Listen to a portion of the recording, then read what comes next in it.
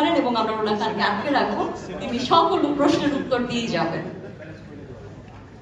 ধন্যবাদ। আমি আসলে এখন সিনেমা নিয়ে কিছু বলতে চাই না, কারণ এখন যেহেতু আমরা দেখবো, আমরা সবাই মিলে আগে একসাথে দেখি।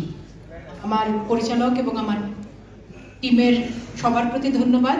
আর আজকে আমি বিশেষভাবে ধন্যবাদ জানাতে চাই যারা আমাদের এই সিনেমাটা দেখতে এসেছেন, তাদেরকে, আমার সহশিল্পীদের মধ্যে যারা অনেকেই আছেন এই সিনেমার সাথে যুক্ত নন, সজল ভাই, জিতু ভাই, ঐশী, সারিকা, আমার অনেক সহকর্মী আমাদের জন্য হয়ে সিনেমাটা দেখতে এসেছেন, সেটা খুব সুন্দর একটা ব্যাপার।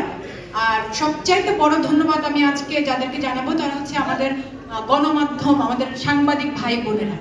হ্যাঁ, এটা আমি একটু আগে বাইরেও বলেছি, আবারও বলছি যে এমন সিনেমার দর্শক এখনো আমরা খুব বেশি তৈরি করে উঠতে পারিনি।